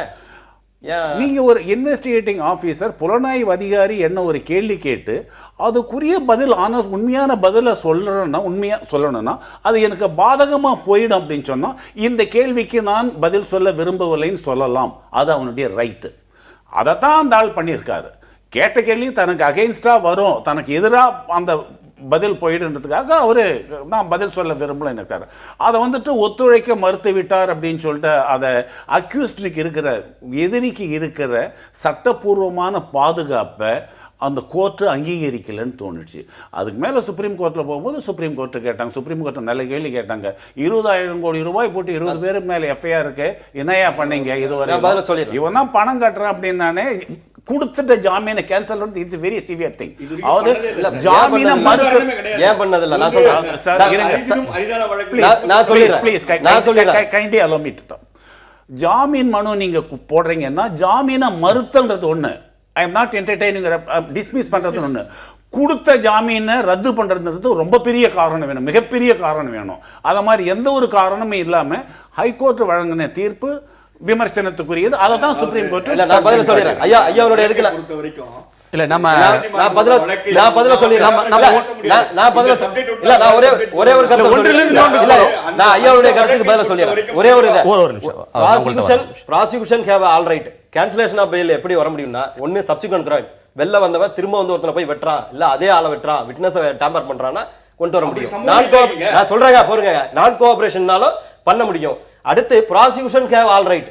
ஒருத்தனை வந்து நார்கோ அனாலிசிஸ் டெஸ்ட்னு ஒன்று இருக்கு, ஐயாவுக்கு தெரியும், நல்லா மூத்த வழக்கறிஞர்னு நினைக்கிறேன், கோவப்படுறாரு, அது வேற விஷயம். நார்கோ அனாலிசிஸ் அவர் வயசுக்கு பொருத்தமானது கிடையாது. அதை நான் பதிவு வைக்க விரும்புறேன். நார்கோ அனாலிசிஸ் டெஸ்ட்னு ஒன்று இருக்கு. ஒருத்தனை ஆழ்நிலை மயக்கத்துக்கு கொண்டு போய் அவன் என்னென்னலாம் தப்பு பண்ணான்னு அவன்கிட்ட இருந்து கொண்டு வர முடியும். அது சில இடத்துல தமிழ் இந்தியாவில் சில இடத்துல அலோவபிளா இருக்கு, சில ஸ்டேட்ல நாட் அலோவபிள். அப்படி ஒரு டெஸ்டையும் கொண்டு வர முடியும். அதனால வந்து இல்ல பிரச்சனை கிரக்ஸ் வந்து அரசியல் நோக்கம் இருக்கா இல்ல இல்லையா? அதுதான் நார்கோலிசிஸ் டெஸ்ட் பண்ண தயாரா இருக்காங்களா கேளுங்க. அவங்க தப்பு செய்யலனா அந்த டெஸ்ட்க்கு தயாரா இருக்காங்களா கேளுங்க. பதவி பிரமாணம், ரகசிய காப்பு பிரமாணம், அரசுக்கு வந்து துரோகம் இழைத்துட்டாங்க அப்படின்லாம் சொல்றவங்க அரசாங்கத்தோட நிலத்தை வாங்கிட்டு திருப்பி கொடுத்ததெல்லாம் வந்து நம்ம பேசணும். கொடுத்துட்டோமே, எடுத்துட்டு போல உங்களை மாதிரி எடுத்துட்டு போல எடுத்துட்டு போல. இப்ப இவ்வளவு நேரம் அவர் பேசினாரு, ஏதாவது ஒரு வேலிட் பாயிண்ட் கிடையாது. இப்ப மீட்டரே கிடையாது. வேலிட் பாயிண்ட் இல்லங்கிறது மக்களுக்கு தெரியுங்க. சிவஜெயராஜ் வேலிட் பாயிண்ட் கிடையாதுன்னா எப்படி சொல்றீங்க? அது மக்கள் முடிவு பண்ணுவாங்க. வேலிட் பாயிண்ட் இருக்கா இல்லையாங்கறத மக்கள் முடிவு பண்ணுவாங்க. நீ பேச வேண்டிய கருத்தை நீ பதிவு வைங்க. நீ சொல்ல வேண்டியதை சொல்லுங்க. ஜெயராஜ் நீங்க சொல்ல வேண்டிய கருத்தை சொல்லுங்க. அந்த வேலிட் பாயிண்ட் இருக்கா இல்லையாங்கறத தி பப்ளிக் will decide. ஒரு நிமிஷம் பண்ற பாரதி நிதானம் எதுக்கு டிசைட் பண்ற? அப்படினா ஒரு ஆளுங்களா தர டிக்கெட் காணலாம். நீ தான் தர டிக்கெட் ஜெயராஜ் தர டிக்கெட் நீ தான். அது இல்ல வார்த்தைகளை வந்து அள்ளி வீசாதீங்க. அப்படி இந்த மாதிரி எப்படி சார் பேசுறீங்க? நான் எவ்வளவு பொறுமையா இருக்கேன் சார். நான் எவ்வளவு பொறுமையா இருக்கேன் பண்ணீங்களா? ராஜேந்திர சார் பேசுறாங்க. நான் எவ்வளவு பொறுமையா இருக்கேன். எவ்வளவு பெரிய விஷயம். நான் நீராராடியா டேப் பத்தி பேசுறேன். மைக்ல ப்ராப்ளம் இருக்கு. ஒரு இடைவேளைக்கு பிறகு பேசலாம். நான் என்ன கேக்குறேன், உங்க மைக்ல ப்ராப்ளம் இருக்கு, டெக்னிக்கல் ப்ராப்ளம் இருக்கு. ஒரு இடைவேளைக்கு பிறகு பேசலாம். சிவராஜ், இதுல திமுகவோட முன்னணி தலைவர்கள் பலர் மேல வழக்கு போட்டிருக்காங்க தமிழக அரசு. துரைமுருகன் மேல, நேரு மேல, பொன்முடி மேல, ஐ பெரியசாமி மேல, KKSR ராமச்சந்திரன் மேல, ஏவாவேலு, இப்படி பல தலைவர்கள் மேல சொத்து குவிப்பு வழக்குகள் தொடரப்பட்டிருக்கு. அதில் வழக்கு நடந்து சிலர் விடுதலை ஆயிருக்காங்க, சிலர் அது விடுதலை எதிர்த்து வழக்கு நடந்துகிட்டு இருக்கு, சிலர் மேல வழக்கு நடந்துகிட்டு இருக்கு. அப்படி இருக்கும்போது இந்த வழக்கு எதிர்கொள்றதுல என்ன சிரமம்? இதுக்கு ஏன் நீங்க வந்து இதுவரையிலும் நீங்க சொன்ன ஒரு விஷயத்திலிருந்து மாறுபட்டு இது நடந்துருச்சுன்ற ஒரு நிலைமை இருக்கா உங்களுக்கு? இல்லை சார், நாங்கள் எதிர்கொள்ள தயாராக இருக்கோம். இதில் குறிப்பாக மிக தெளிவாக இன்னைக்கு ஆராசா அவர்கள் தன்னோட பேட்டியில் சொல்லியிருக்காங்க, நான் ஒரு முறை கூட வாய்தா வாங்கலை. எதுலன்னா 2G கேஸில் 18 வருஷம் கேஸ் இழுத்தடிக்கல, நியாயமான முறையில் கேஸ் நடக்குது. இன்றைக்கி நடக்கிறதுனால இன்றைக்கி நாங்கள் வந்து எண்டு வரைக்கும் கேஸ் வந்துருச்சு. இதில் கவனிக்கப்பட வேண்டிய விஷயம், இந்த கேஸை நாங்கள் சந்திக்கிறதுல எந்த விதமான மாறுபாடும் கிடையாது. ஆனால் இதற்கு பின்னணியில் இருக்கிற அரசியலை வெளிச்சமிட்டு காட்ட வேண்டிய கடமை எங்களுக்கு இருக்கிறது. இது வந்து திரு நரேந்திர மோடி அவர்களும் அம்மையார் ஜெயலலிதா அவர்களும் சந்திப்பிற்கு முன்னால் இது நடந்திருந்தால் நாங்கள் இப்படி குற்றச்சாட்டு சொல்லுவதற்கு முகாந்திரமே கிடையாது. அப்படி சொல்லவே முடியாது. அப்படி ஒரு அழுத்தம் முன்னாடி இருந்தாலும் கூட அதை நிரூபிக்க முடியாது. இப்பொழுது சமீபத்தில் நடைபெற்ற இந்த சந்திப்பிற்கு உடனடியாக சிபிஐ, அதுவும் சென்னை சிபிஐ இப்படி ரியாக்ட் பண்ணுகின்ற பொழுது அதில் சந்தேகப்பட வேண்டிய முகாந்திரம் இருக்கிறது. அதே போல தயாநிதி மாறன் அவர்களுடைய வழக்கில் உச்சநீதிமன்றம் தெளிவாக சொன்னது, இதை நீங்க எப்படி மேட் அவுட் பண்ணீங்க, என்ன மீட்டர் பொறுத்துனீங்க, இவ்வளவு ரூபாய் இழப்புன்னு சொல்றீங்களே, அதை கட்டுவதற்கு தயாரான்னு அவர் சொல்றாரு. இது வந்து சிவில் கேஸ் தானே, இது எப்படி நீங்க கிரிமினல் மேண்டேட்டரி கொண்டு வரீங்கன்னு கேட்குது. நான் கேட்கிறேன், சாமானியன் கேட்கல, உச்சநீதிமன்றத்துடைய டிவிஷன் பெஞ்ச் கேட்குது. இதுல சார் ஒன்று சொன்னாங்க, PWD வந்து சொன்ன வார்த்தையை வந்து ஐயோ investigation officer of the 2G case Vivek Priyadarshini அவர் சொன்னது, இதுல டெபாசிஷன் ஆயிருக்கா இல்லையா, டெபாசிஷன் ஆயிருக்கு. அதுலயும் குறிப்பாக திரு வழக்கறிஞர் காசிநாத பாரதி சொன்னது என்னன்னு கேட்டீங்கன்னா, கலியபெருமாள் அவர்களுடைய சொத்து அல்லது கிரீன் பீஸ் ப்ரமோட்டர்ஸினுடைய சொத்துக்கள் எல்லாம் ராஜாவின் பேரில் காட்டப்பட்டிருக்கிறது. இதிலே வந்து கிரீன் பீஸ் ப்ரமோட்டடுக்கு எஸ்டேட் லிக்யூஸ் எஸ்டேட் பிரைவேட் லிமிடெட் சென்னை, அதுக்கும் ராஜா அவர்களுக்கும் எந்த விதமான சம்பந்தம் இல்லை என்ற வார்த்தையும் விவேக் பிரியதர்ஷன் பதிவு பண்ணார். இதை விட முக்கியமான நான் சொல்ல வேண்டிய விஷயம் இதுல என்ன இருக்குன்னா, தெளிவாக 2008-12-2010 CBI inspected a locker of AM Sadiq Bacha and his wife axis bank ரெண்டு பேரோட லாக்கரை சர்ச் பண்ணி ஒரு டாக்குமெண்ட்ஸ் எடுக்கிறாங்க. அதே டாக்குமெண்ட் தான் இப்போ அவர் வீட்டில் இருந்து எடுத்துட்டு போயிருக்காங்க.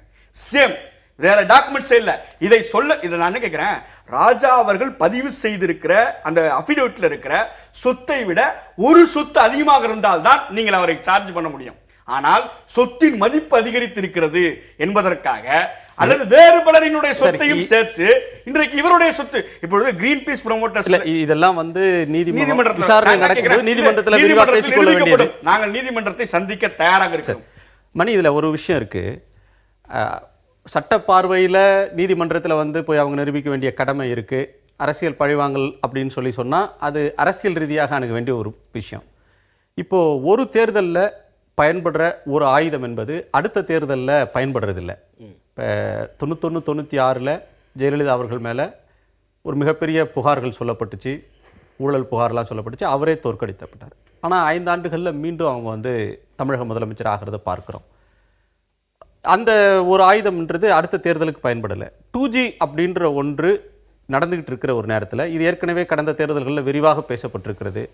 இந்த நிலையில் இந்த வழக்கு சொத்து குவிப்பு வழக்கு அப்படின்னு ஒன்று போடுறதுன்றது திமுகவை அரசியல் ரீதியாக பலவீனப்படுத்திடும் அப்படின்னு அவங்க நினைக்கிறதுல உண்மை இருக்குன்னு சொல்ல முடியுமா? இல்லை, அவங்க நினைக்கிறதுல உண்மை இருக்குது, அதை நம்ம மறுக்க முடியாது. ஆனால் நீங்கள் சொல்கிறது தான் கரெக்ட். அதாவது வந்து மூப்பனார் இதை சொன்னார் 91-96 ஊழல் குற்றச்சாட்டுகளுக்கு உட்பட்டு தமாக காங்கிரஸ்லேருந்து பிரிஞ்சு வந்து மூப்பனார் தனி கட்சி அமைச்சு, அதே மூப்பனார் 2001 ஜெயலலிதாவோட போய் சேரும்பொழுது செய்தியாளர் நான் இருந்தப்ப அந்த செய்தியாளர் சந்திப்பில் அவர் கேட்டபொழுது, ஆமாம் ஒரு முறை தோற்கடித்து விட்டோம், அது போதும், அதற்கு மேல் ஒன்றும் இல்லை, எந்த இஷ்யூமே வந்து 2 தடவை எலெக்ஷன் இஷ்யூ வராதுன்ற தோனியில் மூப்பனார் பேசினார். அதுதான் காலாகாலமாக இருக்கிறது.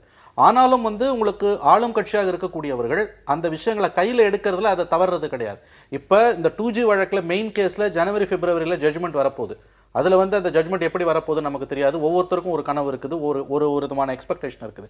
அதில் ஒருவேளை இது திமுகவுக்கு எதிராக வந்தால் அது பாதிப்பை ஏற்படுத்தாது என்று கடந்த கால உதாரணங்களை வைத்து நாம் சொல்ல முடியாது. பாதிப்பை ஏற்படுத்தலாம், ஏற்படுத்தாமலும் போகலாம். ஆனால் இந்த வழக்கு வந்து என்னன்னு கேட்டீங்கன்னா, ராமலிங்க சார் சொன்ன மாதிரி அதனோட கனம் பெருசு. அதனுடைய ஆனா இந்த வழக்குல வந்து மொத்தமா சொல்லப்படுறதுன்றது 27 கோடி.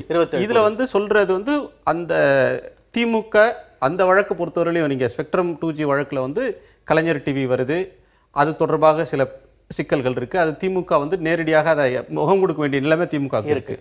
இதுல வந்து ராஜா திமுகவோட ஒரு ஆளுமை, உண்மை, அவர் மீதான ஒரு வழக்குன்றது கட்சியை வந்து இது வந்து அந்த வழக்கை ஒப்பிடுறப்போ இதுல வந்து இது ஒரு பெரிய வழக்குன்னு சொல்ல முடியாது. இவ்வளவு பெரிய ரியாக்ஷன் வந்து திமுக தலைவரே கண்டிக்கணும் அப்படின்ற அளவுக்கு நம்ம எதிர்பார்க்கறது எப்படி? இல்ல, நான் அது கலைஞரோட ரியாக்ஷன் நான் எப்படி பார்க்கறேன்னா வந்து இது இந்த நான் அதை சொல்ல விரும்பினேன். ஆக்சுவலா அது டைம் கிடைக்கல எனக்கு. அதாவது இதை கலைஞர் இந்த அளவுக்கு அவர் எதிர்வினை கொடுப்பதற்கான காரணமாக நான் பார்ப்பது இது வந்து ராஜாவோட நிக்க போறதில்லை. ராஜா வந்து ஃபர்ஸ்ட் லேயர்.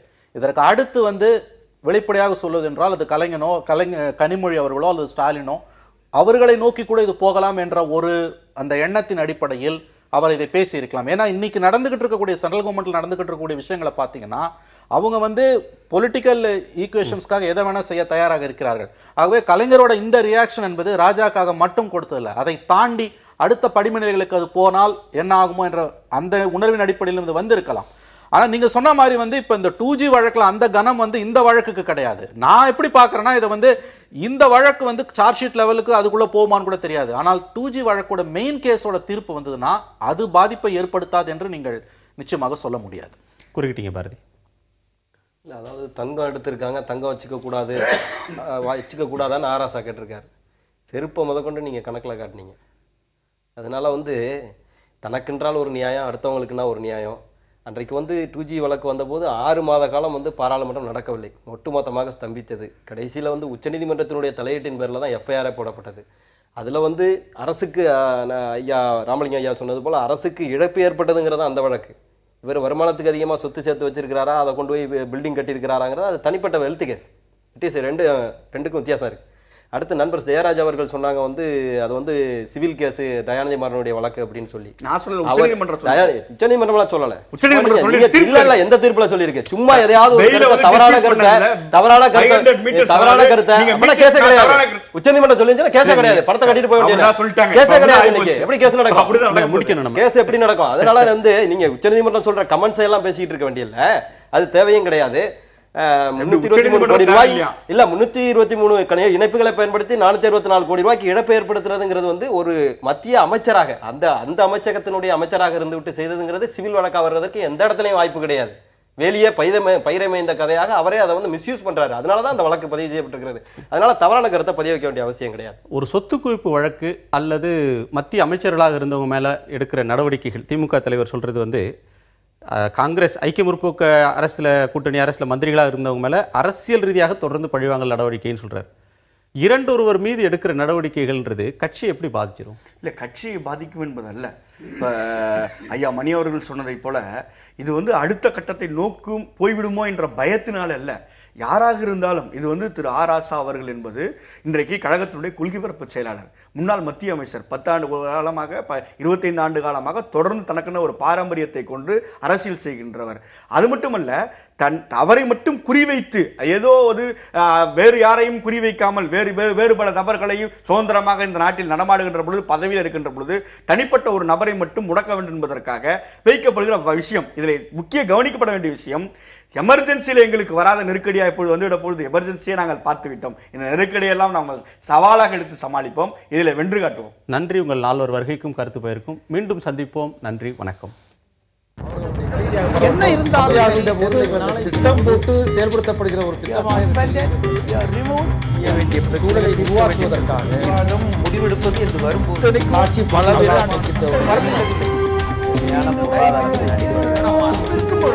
எதிர்த்து பேசிட்டு